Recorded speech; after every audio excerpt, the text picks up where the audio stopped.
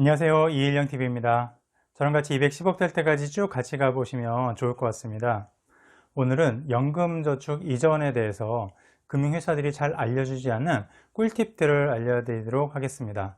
놓치지 말고 끝까지 보시면 정말 돈 되는 정보 얻어갈 수 있을 것 같습니다. 연금저축을 보험이나 신탁에 들으신 분들이 증권사의 펀드로 옮기는 분들이 많은데요. 제일 큰 이유는 수익률 때문입니다. 5년, 7년을 부어도 겨우 원금이 되거나 연평균 한 1%도 안 되는 이자가 붙으니까 펀드로 옮겨가는 겁니다. 그런데 펀드라고 하면 위험한 거니냐? 해서 겁나는 분들 많이 있으시죠. 그래서 실제로 연금저축 펀드에 하고 있는 분들의 실제 계좌를 오픈해서 한번 보여드리겠습니다. 이 화면은 제가 관리해드리고 있는 증권회사의 연금저축 펀드 계좌의 실제 화면을 캡처한 겁니다. 개인정보 보호를 위해서 이름하고 계좌번호는 가렸고요. 오른쪽 아래 보면 2020년 7월 26일에 캡처한 걸로 날짜가 보입니다. 맨 윗줄에 보면 2,180만원이 원금이고요. 3,075만원이 현재 평가액입니다. 이분은 2006년 2월에 가입해서 14년 됐는데 41.08% 수익이 나 있습니다. 이런 분은 연금저축 보험으로 가입하고 있다가 이제 연금저축 펀드로 이전한 후에 이런 수익이 난 겁니다. 그 아래줄에 2020년 5월, 그러니까 2달 됐는데 7.64% 수익이 난 분도 있고요. 또 2017년 11월에 해서 3년 좀 안 됐는데 25% 수익이 난 분도 있습니다. 이렇게 2008년 이렇게 오래되신 분들은 보통 연금저축 보험으로 있다가 펀드로 이전해온 분들이고요. 여기 77.81% 수익이 난 분도 있습니다. 이분은 2014년 9월, 그러니까 6년 전에 하셔서 지금 펀드로 신규로 했던 분입니다. 2,284만원이 4,061만원 되어 있습니다. 그래서 이렇게 수익이 많이 나 있고요.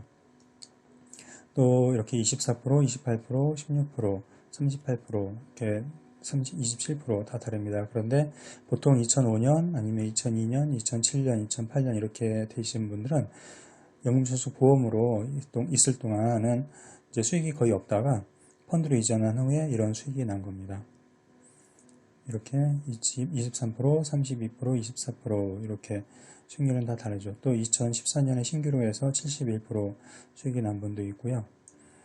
이렇게 또 2005년에 해서 33% 이런 분도 연금저축 보험으로 갖고 있다가 펀드로 이전해 오신 분입니다. 수익률은 보험에서 펀드로 옮겨오는지 아니면 원래부터 펀드로 하신 분인지 그리고 가입한 시점이 언제인지 이런 것들에 따라서 개인마다 차이는 많이 납니다. 연금저축 펀드도 모든 펀드들이 이렇게 수익률이 잘 나는 것은 아닙니다. 어떤 펀드로 하느냐에 따라서 수익률의 차이가 많이 납니다. 이분들이 하고 있는 펀드는 애플, 마이크로소프트, 구글, 아마존.com, 페이스북 같은 글로벌 1등 기업들에 투자하는 펀드를 하고 있습니다. 수익은 시간이 만들어주는 겁니다. 좋은 펀드를 골라서 오래 하다 보면 수익은 자동적으로 쌓이게 돼 있습니다. 그런데 이미 연금저축 신탁이나 보험을 가입해 놓은 분들은 어떻게 하면 좋느냐? 펀드로 이전을 하면 됩니다. 해지가 아니라 이전이요. 해지를 하고 갈아타면 원금, 이자 합쳐서 16.5%라는 어마어마한 세금을 떼게 됩니다. 이전 신청을 하면 세금 안 떼고 신탁이나 보험에 있는 돈을 펀드로 옮겨줍니다. 그럼 이전 신청은 어떻게 하느냐? 요즘은 시스템이 아주 좋아져서 금융회사에 갈 필요도 없이 스마트폰 하나로도 끝납니다. 증권회사 앱을 깔아서 비대면 계좌 개설로 연금저축 계좌를 만듭니다. 그리고 원하시는 펀드를 검색해서 가입을 하면 됩니다. 그 다음에 연금 이전 신청도 앱에서 다 합니다. 그러면 원래 있던 금융회사에서 전화가 옵니다. 그러면 이전 신청한 거 맞느냐 물어보면 맞다. 그러면 돈 펀드로 옮겨집니다. 참 간편하죠. 그리고 펀드에 자동이체 신청까지 하면 연말정산 때 부은 금액에 대해서 세액공제 혜택도 그대로 받습니다. 그러면 끝입니다. 그런데 몇 가지 꿀팁을 좀 알려드리겠습니다. 연금저축보험은 처음에 수수료를 먼저 떼고 시작합니다. 그러니까 환급금이 마이너스로 시작합니다. 보통 5년이나 아니면 7년이 지나야지 원금이 되는데요. 그런데 이전 신청을 하면 원금이 아니라 환급금을 옮겨줍니다. 자기들 수수료는 다 떼겠다는 거죠. 그러면 원금이 될 때까지 기다려야 되느냐? 환급률이 원금의 마이너스 한 2, 3% 정도면 펀드로 빨리 옮겨서 수익이 나는 속도가 더 빠르면 지금이라도 옮기는 게 나을 수도 있습니다. 그렇게 하시는 분들도 있고요. 그런데 손해보는 게 싫다 이런 분들은 원금이 될 때까지 기다렸다가 하셔도 됩니다. 그런데 이런 방법도 있습니다. 연금저축보험에 붙는 금액을 최소로 줄이는 거예요. 세액공제 400만 원 한도에 맞춰서 하면 보통 한 달에 34만 원씩 하잖아요. 그러면 보험회사에 신청해서 최소 금액으로 줄여달라고 하는 겁니다. 보험회사나 상품마다 최소 금액이 좀 다를 수도 있는데 보통 5만 원 정도 하거든요. 그러면 매월 5만 원으로 줄이고 29만 원은 연금저축 펀드를 새로 만들어서 붙는 거죠. 그러면 연말정산 때는 두 상품 합쳐서 세액공제 혜택을 받는 거고요. 보통 보험은 보험료를 줄이면 감액이라고 해서 줄인 금액만큼이 해약 처리가 돼서 환급금을 손해를 보고 끝나는데요. 연금저축보험은 안 그렇습니다. 보험료를 줄이면 앞으로 낼 돈만 줄어드는 거고 기존에 부어졌던 금액은 해약 처리를 하지 않고요. 그대로 둡니다.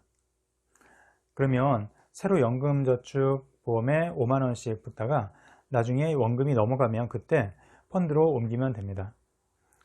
이때 새로 만든 연금 펀드에다가 합쳐도 되고 안 합쳐도 됩니다. 계좌가 여러 개면 나쁜 건 아니고요. 오히려 개시 시기를 다르게 할 수도 있고 하나는 확정형, 하나는 종신형 이렇게 할 수도 있어서 활용하기가 오히려 좋을 수도 있습니다. 그래서 합치지 말고 따로 유지하는 것도 괜찮습니다. 그리고 연금저축보험은 의무납이고 펀드는 자유납입니다. 연금저축보험은 납입기간을 10년, 20년 이렇게 정해서 매달 꼬박꼬박 내야 되죠. 중간에 2달 연체하면 실효가 됩니다. 부활시키려면 밀린 돈을 이자까지 포함해서 다 내야 되고요. 부활을 안 시키고 찾아버리면 16.5% 세금을 또 뗍니다. 그런데 살다 보면 중간에 실직을 해서 내기 힘들 때도 있고 특히 여성분들 육아 때문에 휴직이나 퇴직을 해도 보험은 계속 부여됩니다. 붙더라도 수입이 없으면 세액공제 혜택도 못 받는데 힘들죠. 그럴 때는 펀드로 이전을 해 놓으면 됩니다.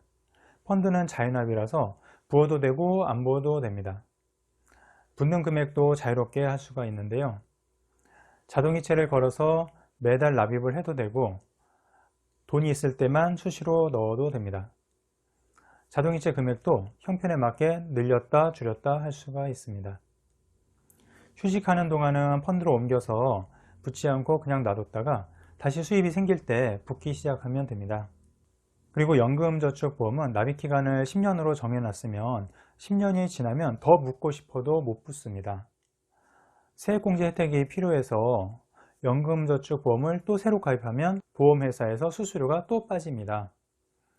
펀드는 그렇지가 않습니다. 만기를 처음에 길게 해놓으면 새로 가입할 필요가 없고 만기가 됐는데 더 붙고 싶으면 전화 한 통 해서 만기 연장해 달라고 하면 됩니다.